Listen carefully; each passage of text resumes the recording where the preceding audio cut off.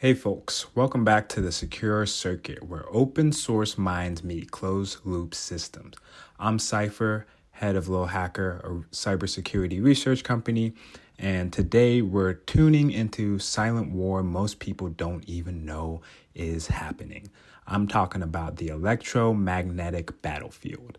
This is the place where wars are won without a single bullet being fired, where packets are the payload and antennas become weapons. We're going deep on the evolution of electronic warfare from its radar jamming roots in World War II all the way to emerging age of this AI-powered deception and cognitive radio systems. So whether you're a battle-hardened signals vet or just trying to learn what software-defined radio even stands for, this is for you. So let's look into the invisible battlefield. Electronic warfare, or EW, has always been the dominance over electronic magnetic spectrum and the literal space where everything from Wi-Fi to GPS to battlefield communications happens. So you want to think of electronic warfare like a silent chess match. You're not just trying to listen, you're trying to jam, spoof, and manipulate all the signals possible. It's about information superiority without leaving a footprint. So beginning in World War II, we saw crude radar jamming and chaff drops. So basically aluminum strips to throw off enemy radar. So that was like a easy way, probably the only few options they had to mess around with even the minimal technology that was around at the time. So fast forward today, and we've got adaptive AI systems that can spoof an entire radio environment in real time. That's like going from Morse code all the way to psychological mind games. So let's look at how we went from analog tricks, like we saw in World War II, to this digital deception age we're now in. So what has really changed? Traditionally, electronic warfare was hardware heavy, static, relying on fixed frequencies and known threat profiles. But now, modern electronic warfare is cognitive, software defined, and recently AI augmented. So we're talking about gear that can actually scan, identify, and counter threats dynamically, and even with AI, predict them. So this isn't just jamming a signal, it's fooling it into thinking nothing even happened. And here is the kicker. It's not just in the military anymore.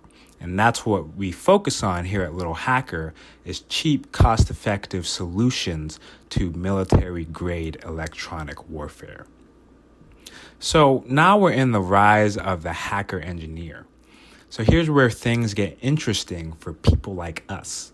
The democratization of electronic warfare is real. So single board computers like the Raspberry Pi, microcontrollers like Arduino and ESP32, software-defined radio systems like the HackRF, the RTL SDR USB dongle, Blade RF.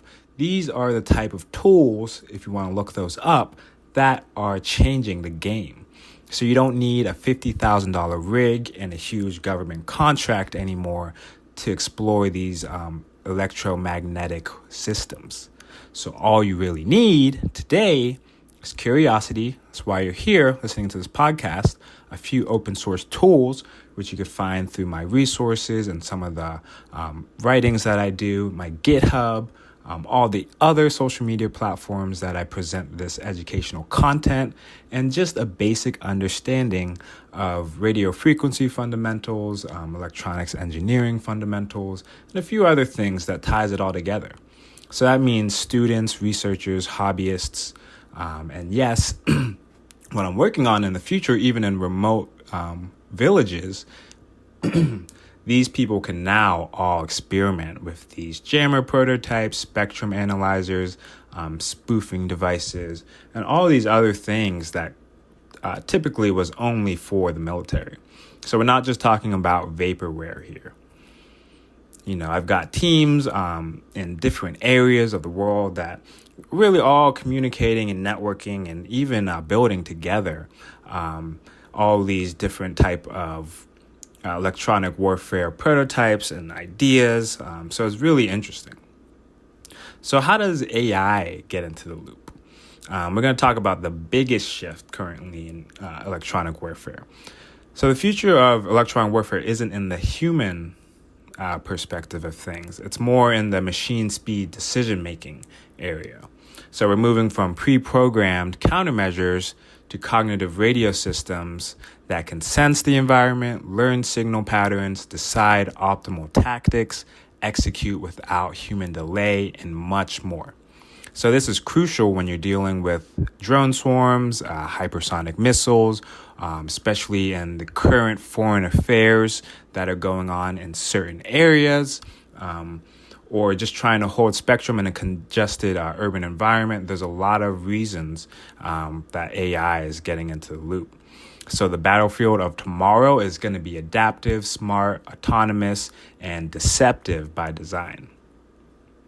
So this tech isn't just for the big superpowers, the militaries, the black, dark military contracts, it's really for everyone. So we're seeing non-state actors, activist groups, and even small research labs like Little Hakr entering this spectrum war. So that raises serious questions. Who controls these tools? How do we protect critical infrastructure from DIY jammers, especially like a lot of the stuff I have on my GitHub? Where's the line between defense and disruption? So if you're working in humanitarian tech or securing under-resourced communities, which I'm trying to focus on, the stakes are even higher. So we need these tools for resilience, emergency communications, and local autonomy, not just cyberpunk cosplay. And that's really the root of a lot of my research and why I put it out so freely on social media, is to show that this isn't, like I said, some cyberpunk cosplay. I'm trying to express where the bar is at and what these professionals, manufacturers, and agencies need to do to make sure everyone is protected. So what can you do right now? So if all of this feels exciting, overwhelming, or both, that means I am doing my job. So here's what you can do to start today. You want to get some hands-on experience. Definitely check out some of these cheaper SDR USB sticks, even maybe the HackRF. The ESP32s and Raspberry Pis are super cheap hardware to get. And then there's tons, once you pay for the hardware, there's tons of free open source hardware. You might even have some friends or family that might have extra Raspberry Pis. I mean, I have probably about 5 Raspberry Pis and dozens of microcontrollers. But no one in my local area really wants to get into this stuff. But like I said, you never know who is into these type of things. Learn the tools. The open source software is free, especially on my GitHub, but there's certain tools like GNU Radio, Universal Radio Hacker, BetterCap, Kismet, which are all free, all super powerful. There's tons of open source communities, whether it's through Reddit, Instagram, TikTok, even Substack if you want even more deep dives. I've started my own community. I have a free community and also a paid hacker hardware community where I teach people not only just how to make things, but the theory and the ethics and really all the thinking behind a lot of this electronics warfare engineering. And most importantly, think ethically. So just because you can, for example, jam a drone doesn't mean you should. Build with purpose, learn with purpose, and of course, stay subscribed to the secure circuit because this is the exact stuff we live for. Every week, I'm going to be just giving some deep dives, some behind the scenes to my Little Hakr research company and my thinking behind a lot of my prototypes, ideas, contracts that I'm working on. And this also will spark some interest and hopefully some inspiration for future engineers. So That's it for today's deep dive. If you liked this episode, share it with a friend, a fellow hacker, someone who's still unaware and using 2.4 gigahertz like it's still 1999. You can support this podcast by becoming a paid subscriber. Helps me keep building, researching, and sharing these tools with people who need them most. The paid podcast will be a little bit more sketchy, borderline, probably illegal, the hot stuff that isn't just for anyone. So yeah, this is Cypher from Little Hakr, signing off from the Secure Circuit. Until next time, keep your signals clean and your mind open.